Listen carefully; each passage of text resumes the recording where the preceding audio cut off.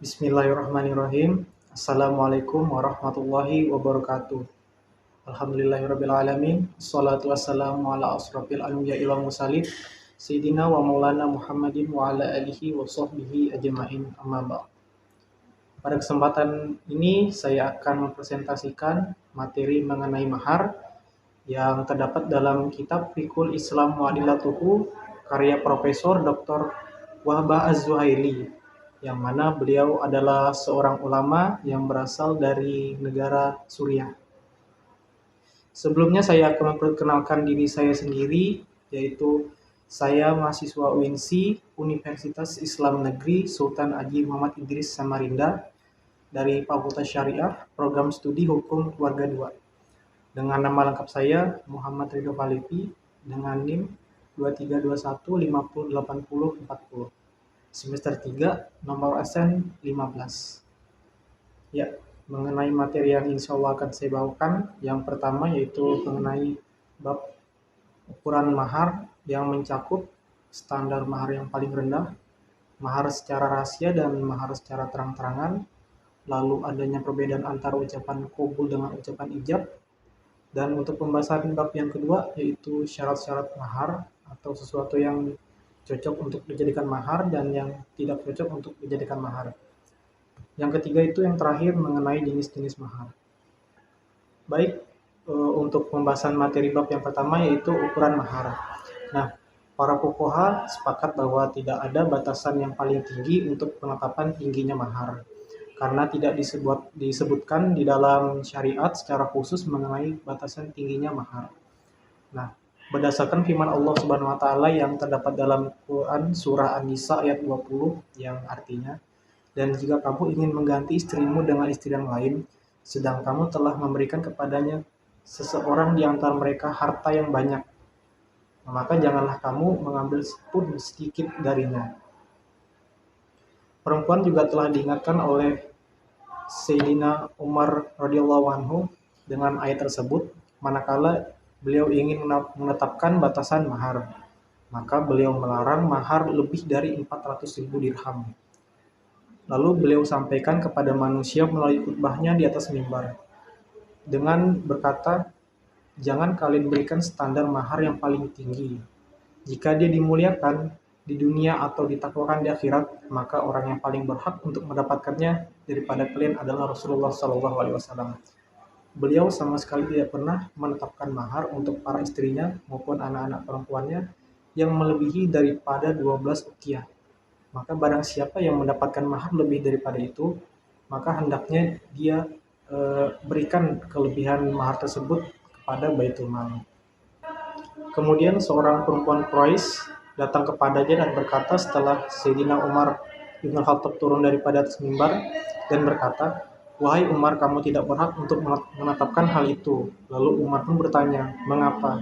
Lalu perempuan tersebut menjawab atas ayat yang tadi dalam Quran surah An-Nisa ayat 20. Maka Sayyidina Umar pun berkata, kamu benar.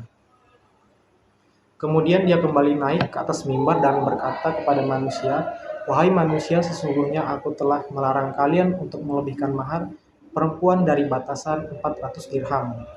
Maka barang siapa yang menghendaki dapat memberikan daripada hartanya dari apa yang dia sukai.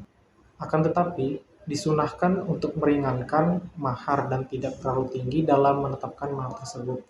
Berdasarkan hadis daripada Rasulullah SAW, inna a'dhama innika hibarakatun aisaruhu mu'nah, yang artinya sesungguhnya keberkahan pernikahan yang paling besar adalah orang yang maharnya paling rendah. Ada lagi dalam satu riwayat, inna a'dhaman nisa ibarakatun aisaruhu un sodaqah. Sesungguhnya perempuan yang paling berkahnya paling besar adalah orang yang maharnya paling mudah. Lalu ada pula hadis yang disahihkan oleh Al-Hakim dari Uqbah bin Amir radhiyallahu anhu, yaitu hadisnya yang berbunyi khairus sodaki aisaruh, yang artinya mahar yang paling baik adalah mahar yang paling mudah. Hikmah dari pencegahan menetapkan mahar yang paling tinggi ini sudah jelas, yaitu untuk memudahkan para anak muda untuk menikah sehingga mereka tidak menghindarkan dengan yang namanya pernikahan, agar tidak terjadinya berbagai kerusakan moral dan sosial di tengah masyarakat. telah disebutkan juga tadi dalam khutbahnya Sayyidina Umar bahwa sesungguhnya laki-laki yang membuat mahar istrinya tinggi sampai hatinya pun menyimpan rasa permusuhan kepada istrinya sendiri. Selanjutnya untuk pembahasan standar mahar yang paling rendah. Nah, sedangkan dalam permasalahan mengenai standar yang paling rendah ini, para fuqaha saling berbeda pendapat mengenai masalah ini yang terbagi pada 3 pendapat. Yang pertama, pendapat dari mazhab Hanafi berpendapat standar mahar yang paling rendah adalah sekitar 10 dirham. Berdasarkan hadis lama ra'akullu min asroti darhim yang artinya tidak ada mahar yang kurang dari 10 dirham. Juga menurut mazhab Hanafi dikiaskan kepada ukuran pencurian, yaitu yang membuat tangan si pencuri itu dipotong. Nah, menurut mereka yaitu pencurian dalam bentuk 1 dinar jumlahnya atau sekitar 10 dirham untuk menampakkan posisi perempuan dengan penetapan mahar sebesar 10 dirham tersebut. Maka penetapan mahar dengan harta suami ini memiliki nilai kepentingan. Lalu ada hadis iltamis walau khotimah min hadid yang artinya carilah walaupun sekedar cincin yang terbuat dari besi untuk bisa dijadikan mahar. Nah, mereka menafikan hadis ini sebagai mahar yang dipercepat karena adat mereka adalah mempercepat penyerahan sebagian mahar sebelum dilakukannya hubungan badan antara suami dan istri. Lalu Rasulullah SAW pun telah melarang Ali untuk menyetubuhi Fatimah anaknya sampai dia memberikan sesuatu kepadanya. Oleh karena itu Ali pun berkata, "Wahai Rasulullah, aku sama sekali tidak memiliki apa-apa." Lantas Rasulullah pun bersabda, "I'tiharidir aqab," yang artinya berikanlah kepadanya rompi besimu. Lantas sahabat Ali pun memberikan rompi besinya kepada istrinya yaitu Fatimah radhiyallahu anha.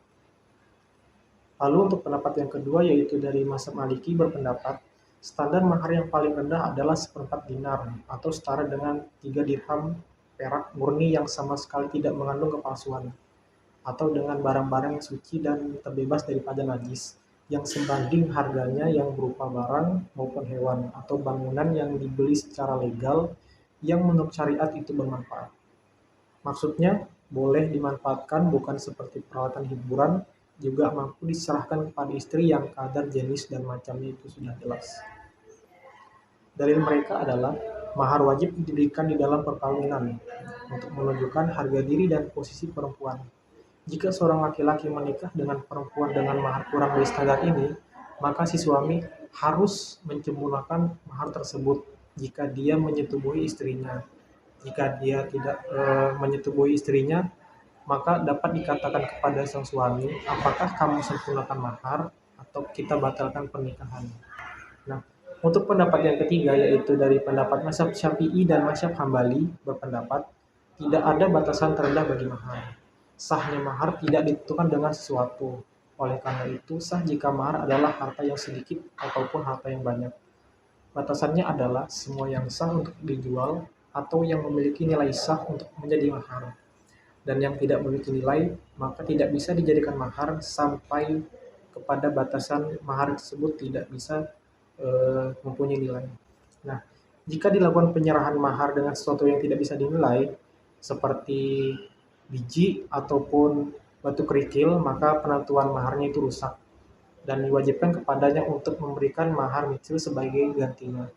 Dalil mereka itu ada 4. Yang pertama yaitu firman Allah dalam Quran Surah An-Nisa ayat 24 yang artinya, dan dihalalkan bagi kamu selain perempuan-perempuan yang demikian.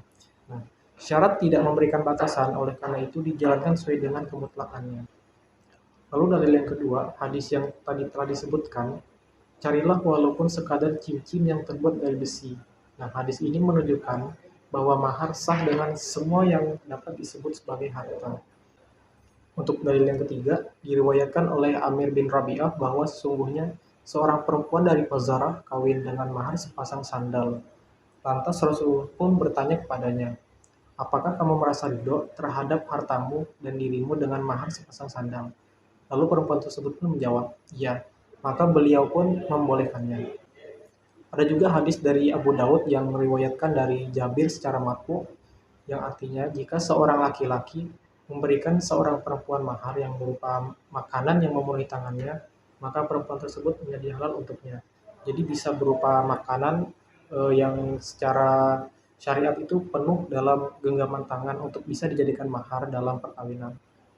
Sesungguhnya mahar adalah perempuan yang disyariatkan oleh Allah untuk perempuan untuk menunjukkan harga diri dan posisinya sesuai dengan ukuran dengan keridhaan dari kedua belah pihak antara suami dan istri. Karena mahar adalah pengganti untuk mencumbui seorang perempuan. Nah, maka ukuran pengganti yang diberikan kepadanya adalah seperti bayaran berbagai manfaatnya. Nah, ini adalah pendapat yang rajih karena kekuatan dalilnya itu diambil dari Al-Quran dan Sunnah hadis Rasulullah SAW. Para ulama yang berpendapat demikian mengatakan disunahkan mahar mulai dari 400 dirham sampai 500 dirham dan jangan sampai lebih dari itu. Berdasarkan hadis yang diriwayatkan oleh Ummu Habibah yang artinya, sungguhnya Rasulullah mengawininya dengan mahar tanah di Abashi dan Rasulullah tidak memberikan sesuatu kepadanya. Mahar para istrinya adalah sebanyak 400 dirham. Nah, sunnah untuk kita mengikuti Rasulullah tersebut dan mengambil keberkahan atas mengikutinya. Jika mahar melebihi 500 dirham maka tidak apa-apa, berdasarkan apa yang diriwayatkan dalam hadis yang tadi telah disebutkan. Sesungguhnya Nabi mengawininya ketika dia tengah berada di negara Habasyi. Yang mengkawinkan mereka adalah Raja An-Najasyi. Beliau diberikan dia mahar sebanyak 4.000 dan dia diperaboti oleh beliau yang dikirim melalui Syarahbil bin Hasanah. Maka Rasulullah pun tidak mengirimkan sesuatu yang lain kepadanya. Seandainya beliau membenci hal ini, maka pasti beliau mengingkari dan tidak akan memperbuat pelakuan tersebut. Dimakruhkan tidak menentukan mahar di dalam akad karena hal ini akan dapat menimbulkan persengketaan jika hal ini dilakukan. Disunahkan agar jangan sampai mahar kurang dari 10 dirham untuk tidak terjadinya perselisihan di antara kedua belah pihak. Selanjutnya mengenai pembahasan mahar secara rahasia dan mahar secara terang-terangan. Jika seorang perempuan dinikahi dengan dua mahar, yaitu mahar secara rahasia dan mahar secara terang-terangan, maka di sini wajib menurut mazhab Syafi'i, Maliki, dan Hanafi, menurut pendapat mayoritas ulama, adalah apa yang dilakukan di dalam akad. Karena mahar wajib diberikan dengan akad. Nah, yang diwajibkan adalah yang diakadkan dengannya. Menurut mazhab Hambali, yang diambil adalah yang disebutkan secara terang-terangan. Meskipun mahar yang secara rahasia telah dilaksanakan di dalam akad pernikahan. Karena jika dilakukan akad secara terang-terangan setelah dilakukan akad secara rahasia, maka didapatkan darinya pemberian yang bertambah terhadap mahar rahasia. Oleh karena itu, wajib untuk menambah sebagaimana jika dia menambah maharnya. Selanjutnya untuk mengenai pembahasan adanya perbedaan antara ucapan qabul dengan ucapan ijab. Jika wali berkata, "Aku kawinkan kamu dengan anak perempuanku dengan 1.000," maka si suami berkata, "Aku terima nikahnya dengan 500." Nah, menurut mazhab Syafi'i yang demikian itu diwajibkan membayar mahar mitsil, sebab suami tidak menerima 1.000 dan si wali pun tidak menjawab dengan 500. Oleh sebab itu semuanya menjadi gugur dan diwajibkan mahar mitsil. Jadi mahar tersebut batal dan gugur, tidak sah. Undang-Undang Negara Syria pada pasal 54 telah mengadopsi pendapat mazhab Syafi'i dan Hambali, yaitu yang berupa teks pasalnya. Pertama, tidak ada batasan minimal dan maksimalnya mahar. Lalu yang kedua, semua yang bisa dipenuhi secara syariat maka bisa menjadi mahar. Nah, pendapat teks yang pertama tadi tidak ada batasan minimal dan maksimalnya mahar menurut pandangan mazhab Syafi'i dan Hambali. Lalu yang kedua tadi, semua yang bisa dipenuhi secara syariat maka bisa untuk dijadikan mahar asal sudah terpenuhi secara syariat.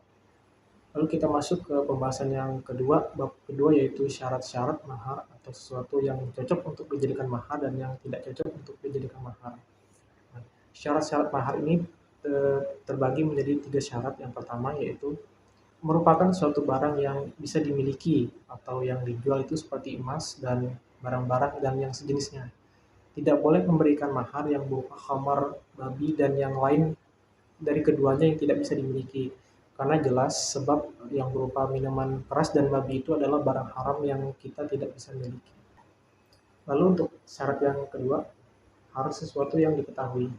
Nah, karena mahar adalah pengganti daripada hak yang diberikan ganti. Nah, maka dia menyerupai harga barang. Jadi tidak boleh sesuai itu tidak diketahui.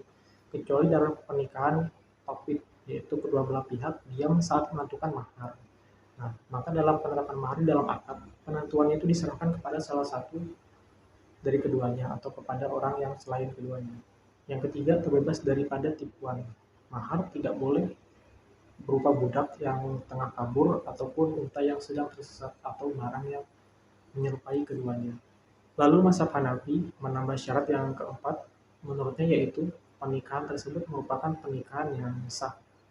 Mahar yang disebutkan di dalam pernikahan yang fasid atau rusak tidak menjadi lazim, karena nikah fasid tidak dinamakan pernikahan, dan wajib untuk diberikannya mahar mitsil sebagai ganti saat terjadinya persetubuhan.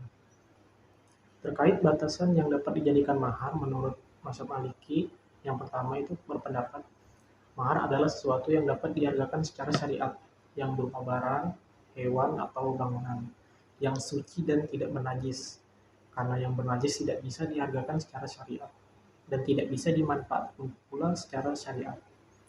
Di antara barang yang tidak bermanfaat adalah seperti peralatan hiburan yang tidak dapat dihargakan, namun dapat diserahkan kepada istri.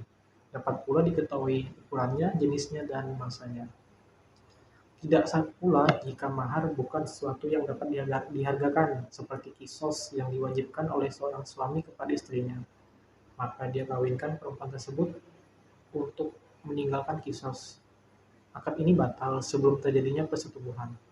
Jika si istri telah digauli, maka dia mesti diberikan mahar mitsil dan kembali kepada dia sebagai hukumannya. Seperti seorang makelar perempuan yang dikawini agar si suami dapat menjadi seorang makelar untuk menjual barang milik istrinya. Lalu batasan yang bisa dijadikan mahar menurut pandangan mazhab Syafi'i dan mazhab Hambali.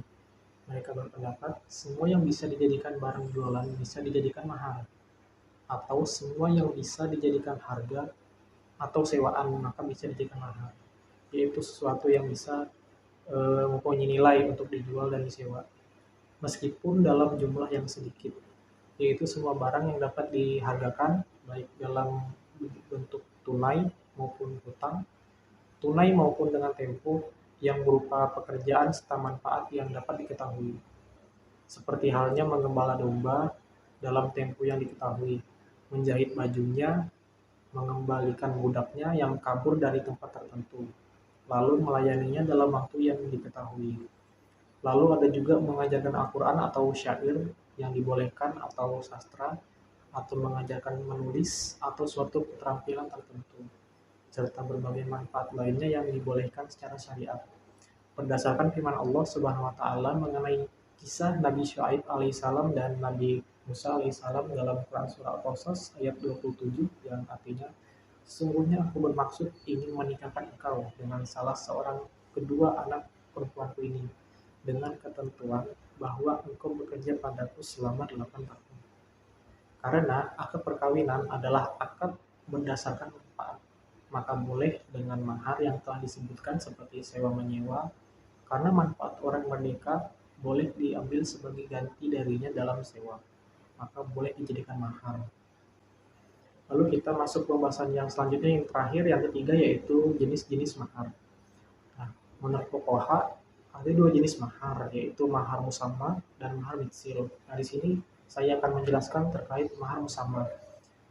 Mahar musamma adalah mahar yang ditentukan di dalam akad atau yang setelahnya dengan saling keridoan antara kedua belah pihak, dengan cara menyepakatinya dengan saling keridoan secara jelas di dalam akad, dan diberikan kepada istri setelah akad dengan saling ridho atau rela, yang diwajibkan oleh hakim berdasarkan keumuman firman Allah Subhanahu wa taala pada surah Al-Baqarah ayat 237, yang artinya, padahal kamu sudah menentukan maharnya, maka bayarlah seperdua dari yang telah kamu tentukan itu.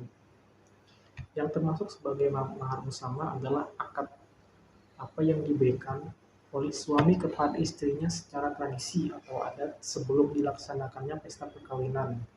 Nah, sebelum terjadinya pesta perkawinan itu kan seperti misalnya baju pengantin, atau setelahnya itu seperti hadiah bagi persetubuhan, atau setelahnya karena yang dikenal di antara manusia seperti sesuatu yang disyariatkan secara lafal dan disyaratkan secara lafal di dalam akad, harus dimasukkan ke dalam akad dan suami harus memenuhinya.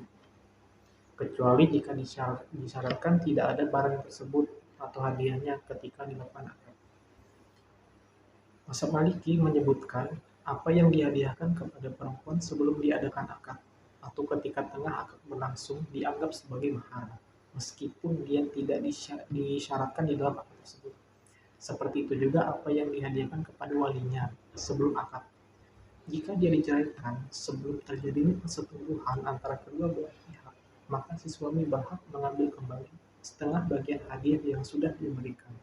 Sedangkan hadiah yang dia sudah berikan kepada walinya itu dari kedua belah pihak, suami maupun istri tidak bisa mengambil dari pemberian mahar tersebut. Baik, itulah pembahasan materi dari saya terkait mengenai mahar. Kurang lebihnya saya mohon maaf. Allahumma fiqh bil aqwam thoriq. Wassalamualaikum warahmatullahi wabarakatuh.